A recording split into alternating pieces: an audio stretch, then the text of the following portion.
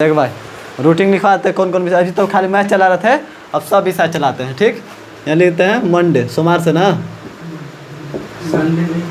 Monday Tuesday Wednesday Thursday, देखो यहाँ Thursday Friday Saturday और संडे। 1 2 3 4 5 6 7 दिन हो गया ना। एक हफ्ता में कै दिन?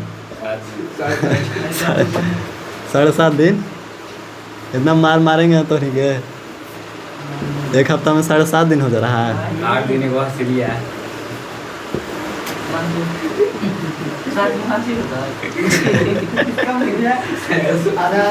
ना देखो यहाँ क्या को विषय चलेगा?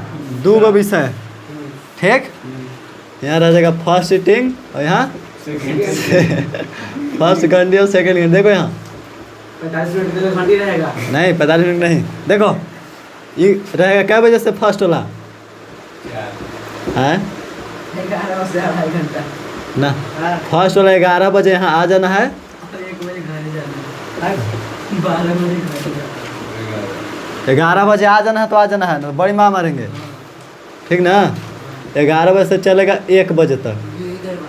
ठीक, 2 घंटा। तो एक में रख देते हैं मैथ, क्या कि मैथवा को 2 घंटा पढ़ा देंगे, बाकी 1 घंटा चलेगा है। 11 12 1 2 घंटा। 11 बजे पहुंच जाना। हाँ ठीक ना, तो दोपहरिया वाला क्लास ना छोड़ना, क्या कि दोपहरिया में मैथ चलेगा। हाँ मैथ 11 से 1 चलेगा मैथ। देखो यहाँ मैथ हो गया, सोमवार के भी मैथ, मंगल के भी मैथ, बुध के भी मैथ। कई गो? 3 दिन। बीफे मैथ 4 दिन, 5 दिन मैथ चलाते हैं। ठीक, कै दिन मैथ रहेगा? 5 दिन। फर्स्ट घंटी में 11 से 1 और दूसरा रहेगा 8:30 बजे से 10 बजे तक। ठीक ना, 8:30 से 10 और ये रहेगा 1 बजे तक। कब? दोपहर में। ठीक ना, अभी कखनी? शाम के। हाँ नाइट में, मान लो नाइट ड्यूटी हो गया। 8:30 से 10 टाइम से आना, 8:30 बजे तक। पहले ही 5 मिनट आ जाना, टाइम से हम 10 बजे छोड़ देंगे। ठीक, अब 11 बजे से पहले आ जाना, 5-10 मिनट आना है तो आना है। बड़ी माँ बनेंगे, हम बुलावे ना जाएंगे कोई के, बड़ी तो नहीं के बुला के पढ़ाए, अपने से आ जाना। अब 1 बजे तक 5 दिन रहेगा मैथ। ठीक है ना, अब 6 गो विषय है, 6 को हमको इतने में पढ़ना है। यह ला दोनों घंटी रखे हैं, दोनों में आने पड़ेगा आपको, एक बार आने में नहीं होगा। फिर दूसरा में रख देंगे सोमवार के भी संस्कृत रख देते हैं। ठीक, कौन? संस्कृत। और 2 दिन रख देते हैं संस्कृत। इस समय ज़्यादा भार नहीं, हिंदी संस्कृत में ज़्यादा भार नहीं है। 1 घंटा अगर रोज़ पढ़ेगा आप इसे तो आराम से होगा। 6 महीना टाइम, 1-2 महीना में ख़त्म हो जाएगा संस्कृत। ठीक, संस्कृत में आपको है संस्कृत किताब, लेकिन पूरा किताब को हिंदी में पढ़ना है। हिंदी में क्वेश्चन पूछता है किताब से, बाकी व्याकरण से संस्कृत में पूछता है। ठीक, जो पूरा संस्कृत का किताब है ना, उसमें 14 गो चैप्टर है, उसको आपको पूरा को हिंदी में पढ़ना है। क्योंकि सब क्वेश्चन हिंदी में पूछता है। ऑब्जेक्टिव भी किताब से हिंदी में और सब्जेक्टिव भी पूछता है 8 गो से हिंदी में। अब देखो 2 दिन रहेगा हिंदी, कचे हिंदी 2 दिन रख देते हैं। ठीक है ना, 2 दिन हैं, 2 दिन काफ़ी है। 2 दिन हिंदी हो गया। अब रख देते हैं इंग्लिश भी पढ़ लो, क्योंकि इंग्लिश के नंबर नहीं जुटाता है, लेकिन पढ़ना जरूरी है ना। 1 दिन इंग्लिश चलता है। ठीक, 1 दिन कम से कम 2 घंटा तीर देंगे। शनिचर के इंग्लिश नहीं, शनिचर के देखो आप कच्ची रखते हैं, क्या कि शनिचर एतवार कबो कबो का होता है ना कि स्कूल तो जाना है नहीं, शनिचर एतवार के तो बंद रहेगा। ट्यूशन भी कबो कबो बेड टाइम रहता है, वहाँ वाला छुट्टी रहता है कभी कभी, तो हम शनिचर एतवार के ज़्यादा पढ़ाएंगे। तो जो साइंस और सोशल साइंस में है ज़्यादा सब्जेक्ट है, जैसे यानी कि तो 1 गो किताब है, लेकिन जब साइंस में जाइएगा तो आपको 3 गो किताब है। यहाँ रखते हैं दोपहर में साइंस। ठीक, और यह रात को रख देते हैं अति सैटरडे के सोशल साइंस। ठीक है ना, हो गया। और 2 दिन रहेगा साइंस और 2 दिन सोशल साइंस। ठीक है, सब हो गया। 1 गो 2 गो 3 गो 4 गो 5 गो 6 विषय हो गया ना। अब देखो 2 दिन साइंस है, क्या कि इसको में 3 गो अथी है, हाँ मैथ और साइंस। मैथ और साइंस दोपहरिया में, उन्हें चलेगा Sanskrit, Hindi, English, social science. 1 घंटे हाँ सब 1.5 घंटा, 1.5 घंटा रहेगा। 8:30 से 10 है 1.5 घंटा। 1.5 घंटा से कम कोई ना क्लास चलेगा। ये 1.5-2 घंटा चलेगा, मतलब 1.5 से 2 घंटा हो सकता है, लेकिन 1.5 घंटा नहीं। मतलब कोशिश करेंगे 1.5 से 2 घंटा हो सकता है, बाकी 1 घंटा नहीं। 1 घंटा नहीं, 1.5 घंटा से कम ना। ठीक है ना। 5 दिन मैथ कर दिया है, 2 दिन सोशल साइंस रहेगा सैटरडे और संडे के। देखो इन्हीं दोनों में थोड़ा सा ज़्यादा सब्जेक्ट है। आपको साइंस में 3 गो विषय पढ़ना है, फिजिक्स, केमिस्ट्री और बायो। यदि एक दिन फिजिक्स चलाएं तो एक दिन केमिस्ट्री, तो आपको तीनों को एडजस्ट करके चलना है। कभी कभी उसको बंद करेंगे तो इसको चलाएंगे। ये चलते आपको 2 दिन है और 2-2 घंटा पढ़ा देंगे, ठीक है ना। क्या कि आपको साल भर आता तो हम 1-1 घंटा पढ़ा के धीरे धीरे पढ़ाते, लेकिन आपको टाइम है 5-6 महीना, तो 5-6 महीना पूरा साल भर का पढ़ना है। तो तुम मेहनत करो, पढ़ो। खिलाड़ी अब छोड़ दो, खाली 5-6 महीना, ठीक ना। बंद कर दे, देखो ना, खिलवाड़ी छोड़ दो। अगर हम शुरू से पढ़ाते ना तो उतना दिक्कत नहीं था। एक दिन नहीं भाई, सबसे नंबर ज़्यादा आएगा हिंदी और संस्कृत से, ठीक ना। हिंदी नंबर ज़्यादा आएगा और कम भार है, इस चलते 2 दिन रखो। देखो यहाँ साइंस 3 दिन कर देते, ठीक। मैथ 1 दिन कम कर देते हैं, क्योंकि साइंस में 3 गो है ना, तो यहाँ कर देते हैं साइंस में फिजिक्स, और ये में हो जाएगा केमिस्ट्री, और 1 दिन हो जाएगा बायो। अब ठीक है ना। अब इन्हें सोशल साइंस में कच्ची रहेगा, यहाँ रहेगा 2 गो विषय 1 दिन में, ठीक। यहाँ कर देते हैं हिस्ट्री प्लस इकोनॉमिक्स कर देते हैं, ठीक है। 1-1 घंटा दोनों को पढ़ा देंगे। यहाँ 10:30 बजे तक कर देते हैं।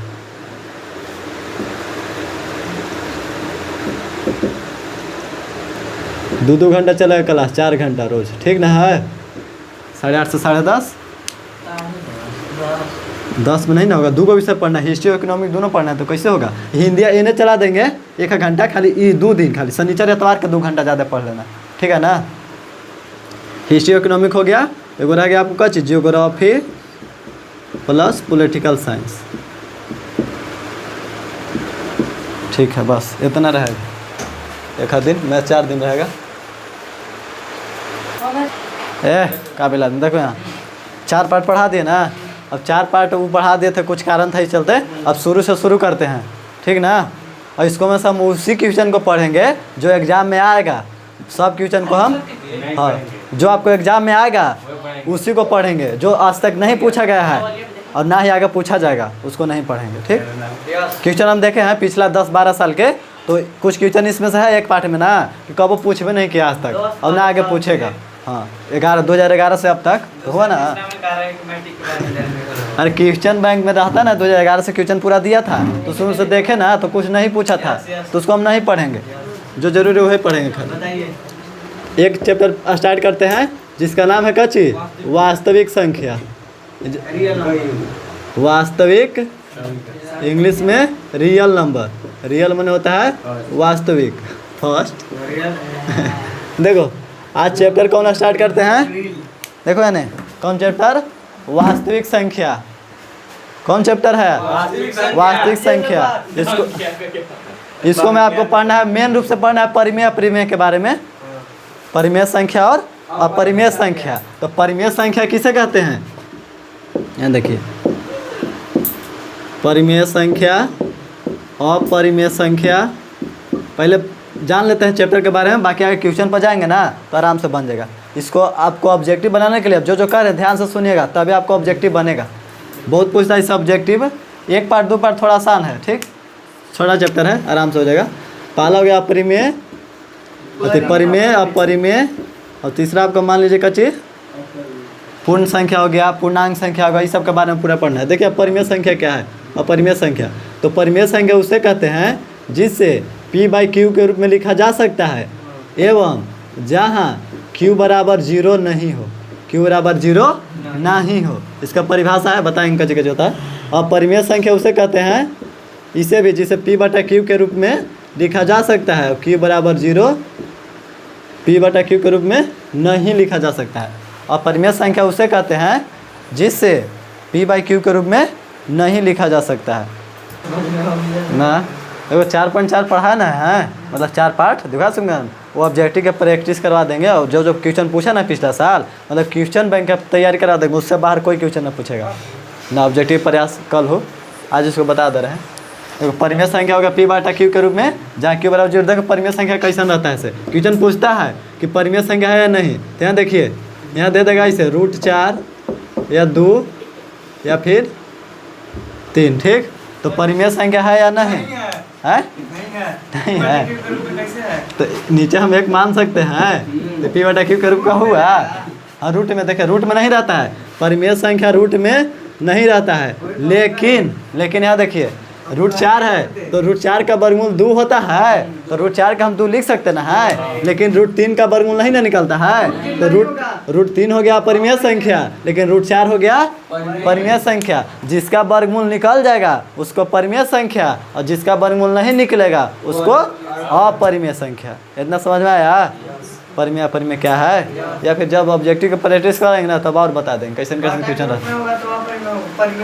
बटा के रूप में नहीं, यहाँ देखिए रूट में रहेगा, जिसका वर्गमूल नहीं निकलेगा तब अपरिमेय, और जब वर्गमूल निकल जाएगा सीधा रहेगा तो रहेगा परिमेय बटा के रूप में।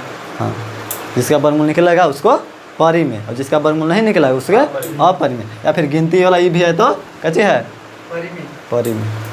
और फिर और क्वेश्चन रहता है, जैसे एक रहता है कि पाई का मान कितना होता है 22/7, तो 22/7 कौन संख्या है? परिमेय संख्या, लेकिन पाई का चीज है अपरिमेय संख्या। ये क्वेश्चन पूछ देता है कि पाई कैसी संख्या है? अपरिमेय, लेकिन पाई का मान कौन संख्या है? परिमेय। पाई है अपरिमेय, लेकिन पाई का मान परिमेय। पाई का मान यानी 22/7 कौन संख्या है? परिमेय संख्या, लेकिन पाई कौन संख्या है? अपरिमेय संख्या। पाई अपरिमेय संख्या है। ठीक, और इसको मुझसे और पढ़ना है प्रकृत संख्या। तो गिनती के संख्या को कैसे कहते हैं? प्रकृत संख्या मतलब 1 2 3 4 हो गया। एक होता है पूर्णांक संख्या, देखिए ना कौन संख्या? पूर्णांक संख्या। तो यह गिनती के संख्या में यदि 0 से गिनेगा ना तो हो जाएगा कौन संख्या? पूर्णांक संख्या।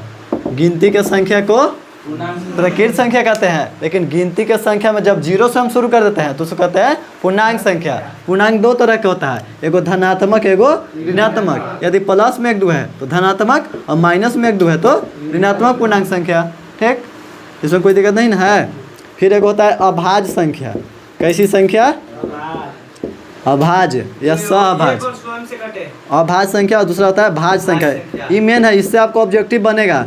ठीक है ना। तो अभाज्य संख्या वैसी संख्या कहते हैं जो एक और अपने आप से कटे, एक और अपने आप से कटे, एक और किसी और से कटे, अपने आप से कटे। ठीक ना, अपने आप से कटे उसे कैसी संख्या कहते हैं? अभाज्य संख्या। जैसे 7 है तो आप 7 से जब 7 को भागा दीजिएगा तो कितना से कटेगा? 1 2 3 4 से सबको से कटेगा, 5 से कटेगा, 6 से कटेगा, 7 से न डायरेक्ट कटेगा। तो 7 से कटेगा क्या बार में?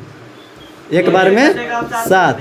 तो 7 और 1 से कटा ना, मतलब 1 से भी काट सकते हैं, 1 से 7 बार में, या फिर 7 से 1 बार में। तो जो एक वो अपने आप से कटे उसे कैसी संख्या कहते हैं? अभाज्य संख्या। माने अभाज्य संख्या का गुणनखंड 1 और स्वयं होता है। अभाज्य संख्या का गुणनखंड कितना होता है? 1। ऐसे याद रखना। अभाज्य संख्या जब गुणनखंड करेंगे तो कितना आएगा? 7 एकम 7, यही ना होगा? या 1 से लगा दो, 1 7 7। हाँ, एक अलावा किसी और से कटे, यानी अभाज्य संख्या उसे कहते हैं जो एक अपने आप से कटे। इसका गुणनखंड कैसे होता है? केवल एक और स्वयं। अभाज्य संख्या का गुणनखंड 1 और स्वयं होता है। तो क्वेश्चन पूछ देता है कि 7 कैसी संख्या है? अभाज्य संख्या, लेकिन और सबसे छोटी अभाज्य संख्या कहता है। तो सबसे छोटी अभाज्य संख्या कितना है? 2 से कटेगा और 1 से कटेगा। और कोई काट देगा 2 को? 2 को और कोई काटेगा? तो सबसे छोटी अभाज्य संख्या, सबसे छोटी अभाज्य संख्या कितना है? 2। इसको याद रखेगा। सबसे छोटी अभाज्य संख्या 2, और सबसे बड़ी अभाज्य संख्या, सबसे बड़ी भाज्य संख्या, अभाज्य नहीं, सबसे बड़ी भाज्य संख्या 4 है। 4 है क्या ना? 2 काट सकता है, 3 काट सकता है, 3 काट देगा, 4 से भी कटेगा, 1 से स्वयं से तो कटेगा, लेकिन कोई और भी एक काट दे रहा है, 2 भी काट दे रहा है ना। तो जब एक वो अपने आप को छोड़कर कोई और से भी भाज्य हो तो उसे कहते हैं भाज्य संख्या। वो ऐसी संख्या जो एक और अपने आप को छोड़कर कोई और से भी भाज्य हो जाए। जैसे 1 से कटेगा 4, 1 से कटेगा ना, और 4 से कटेगा यानी अपने आप से कटेगा, लेकिन 2 से भी तो 4 कट जाएगा। तो वह ऐसी संख्या जो एक अपने आप को छोड़कर कोई और से भी कट जाए उसे भाज्य संख्या कहते हैं। सबसे छोटी भाज्य संख्या 4।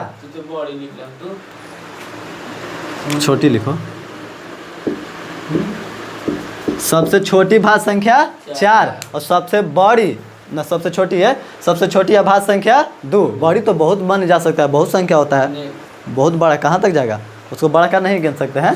तो सबसे छोटी अभाज्य संख्या 2, काहे क्या कि वे को अपने आप से कटेगा। और सबसे छोटी भाज्य संख्या 4, इतना याद रहेगा।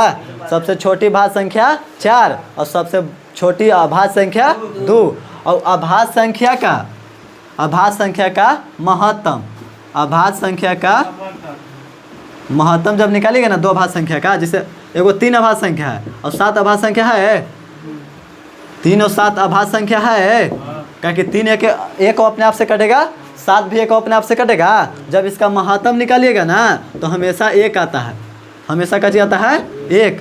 अभाज्य, हाँ 1, दोनों में कितना शामिल है 1। महत्तम मतलब तो जो दोनों में शामिल हो और सबसे छोटा पावर।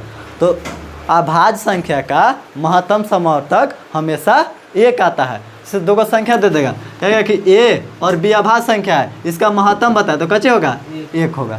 ऑब्जेक्टिव में सब पूछता है, कहेगा ना कि 2 को दिया है अभाज्य संख्या, इसका महत्तम बताए तो कैसे होगा 1। अभाज्य संख्या का महत्तम हमेशा 1 होता है, ठीक, तो याद रखेगा। और लघुत्तम बराबर कैसे होगा अभाज्य संख्या का, दोनों संख्याओं का गुणनफल कैसे हो जाएगा ए बी। लघुत्तम बराबर अभाज्य संख्या का लसा बराबर होता है दोनों संख्याओं का गुणनफल, दोनों संख्याओं का गुणनफल। जैसे 3 और 7 का जब एलसीएम निकालेगा तो 3 से लगेगा, 7 का एलसीएम निकलेगा तो 70 21 हो जाएगा। तो 2 संख्या का गुणनफल हुआ।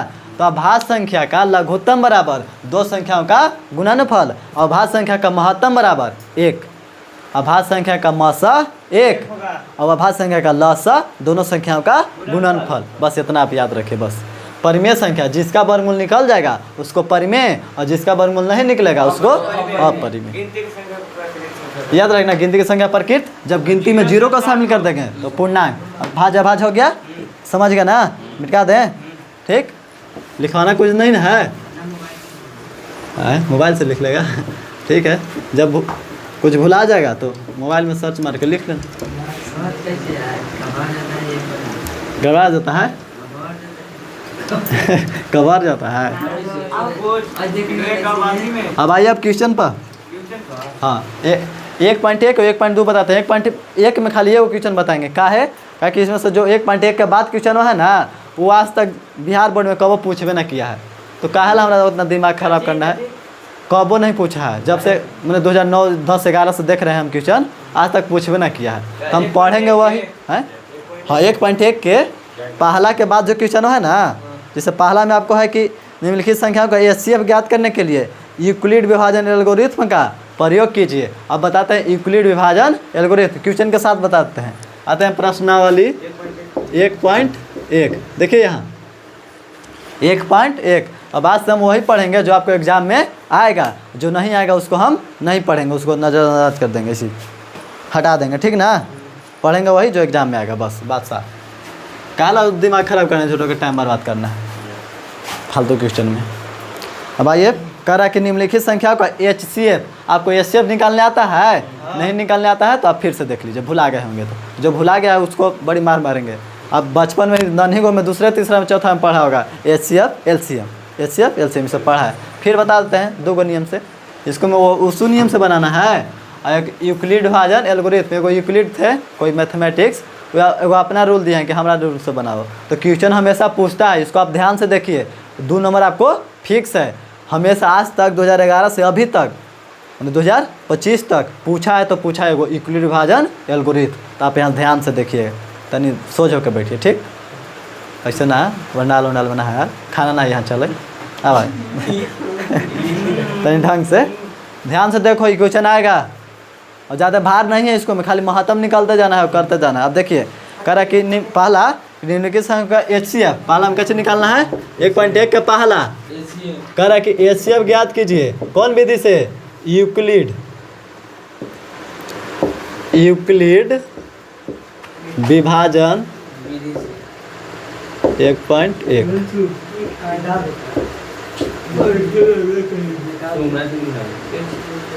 किताब ना है यूक्लिड विभाजन एल्गोरिथ्म का प्रयोग करके।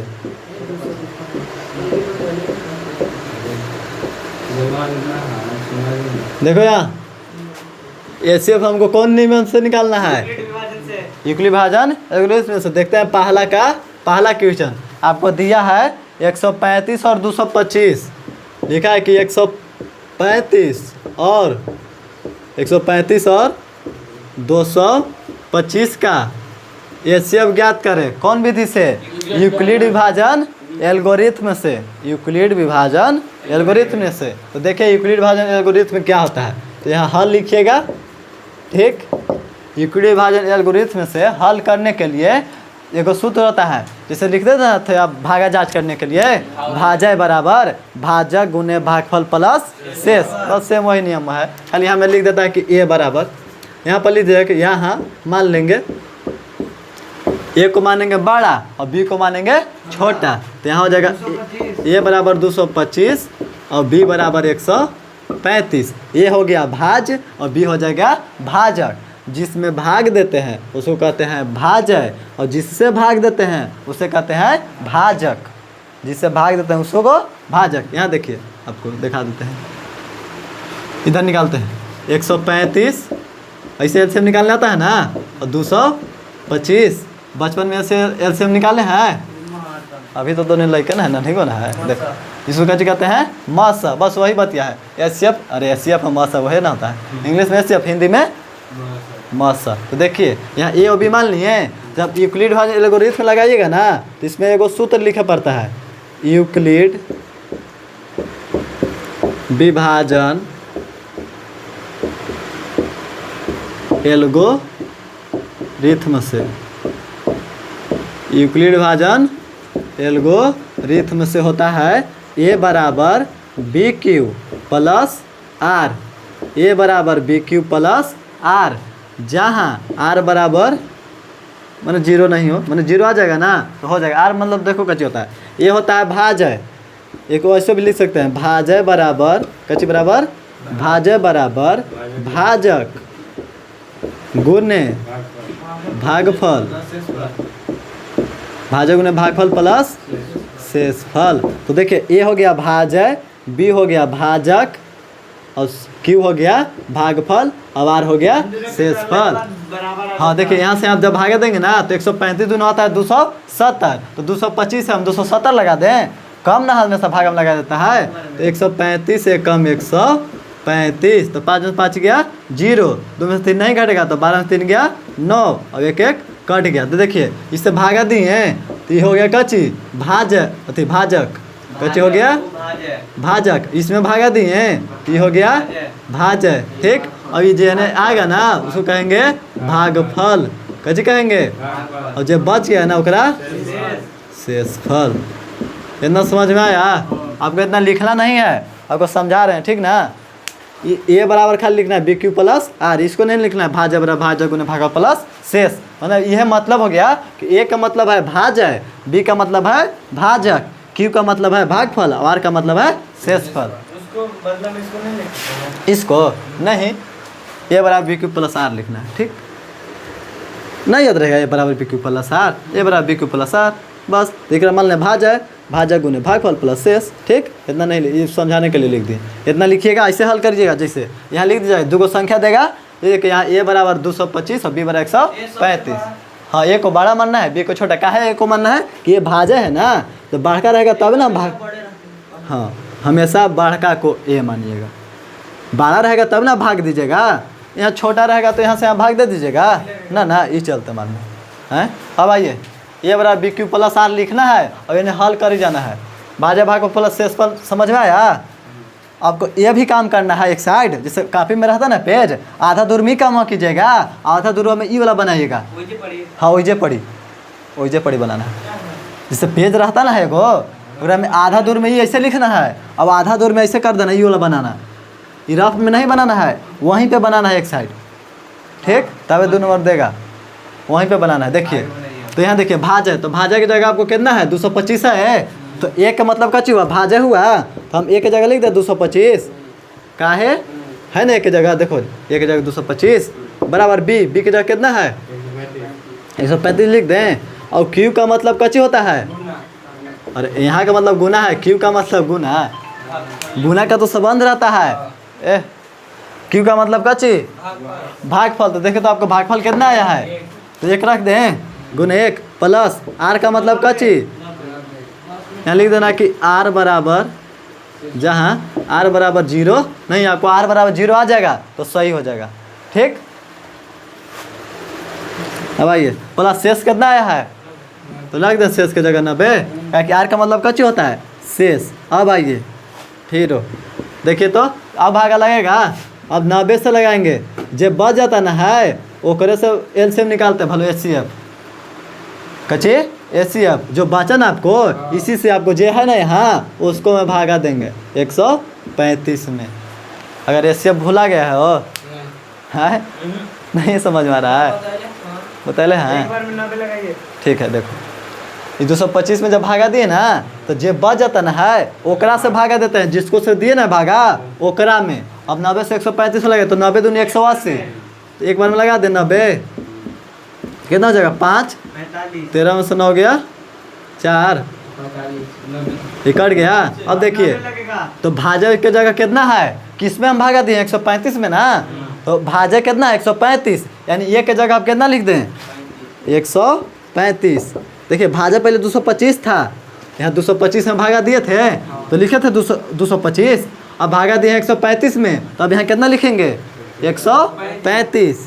ठीक,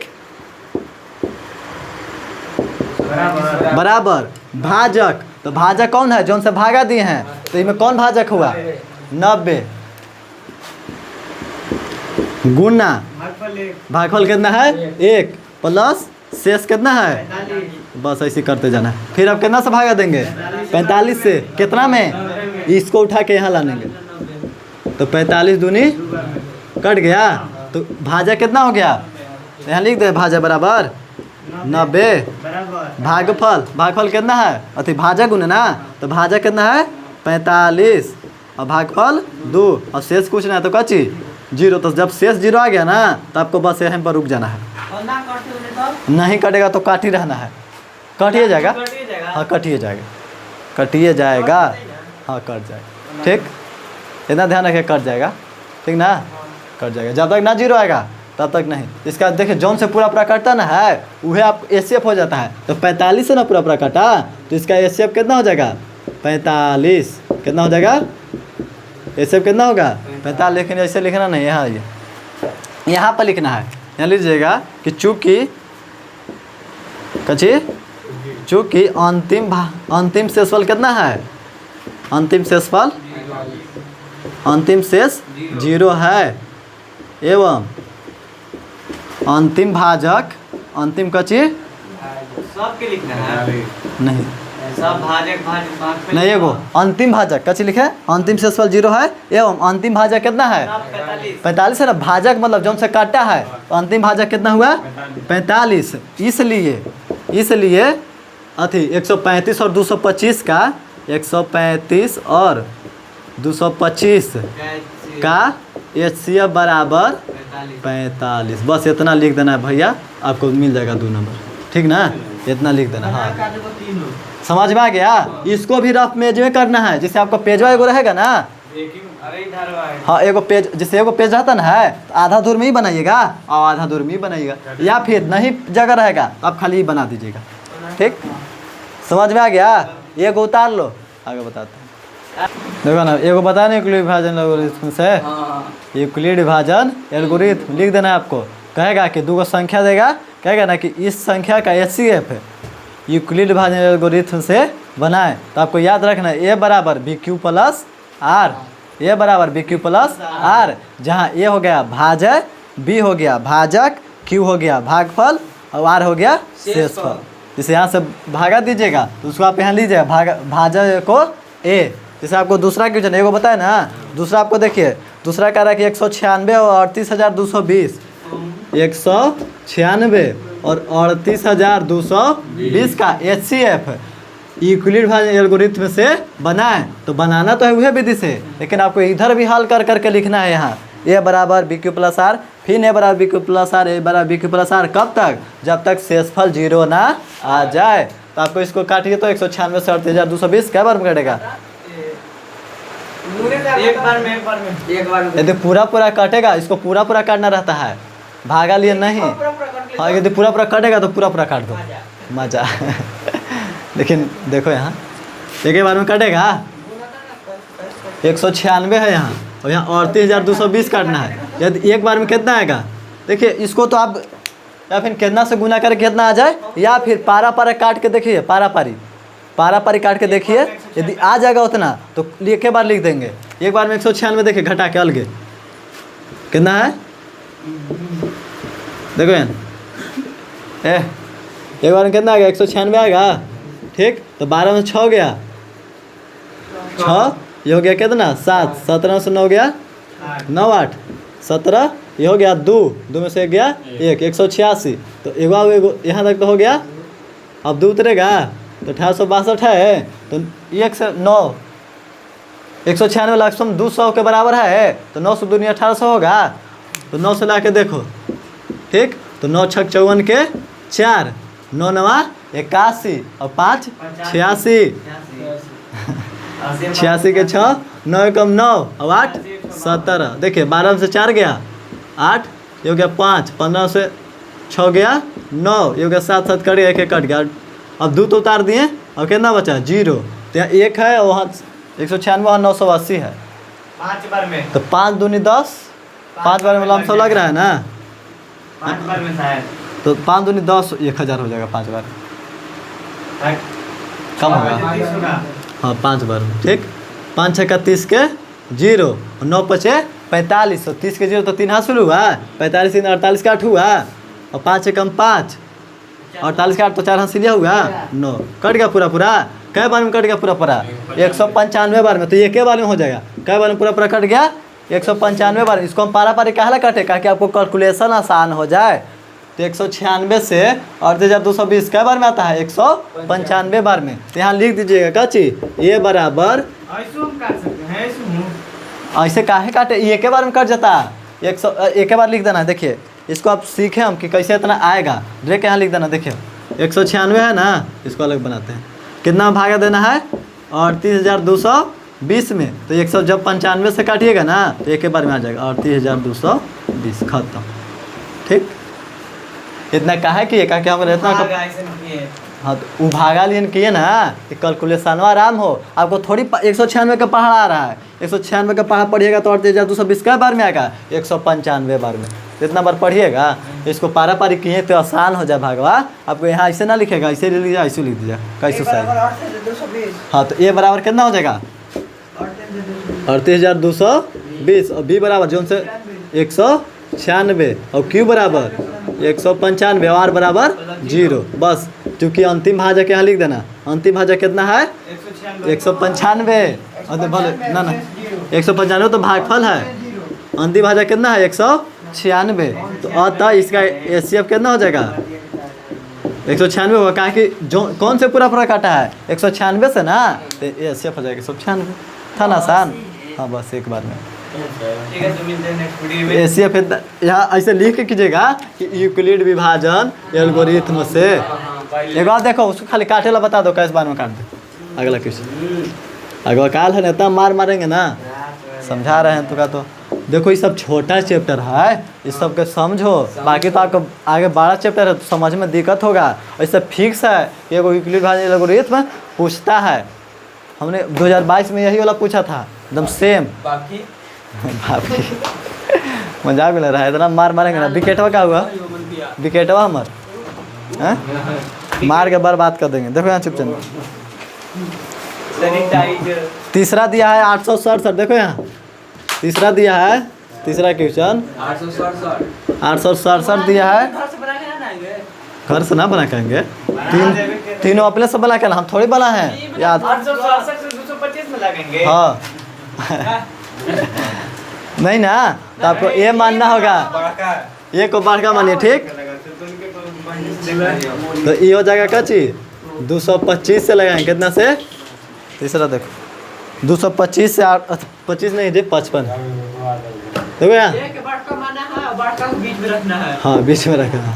अब भागा दे दीजिएगा इसको में ना, जब पूरा ना काटे तो फिर घटा के लानिएगा, ठीक।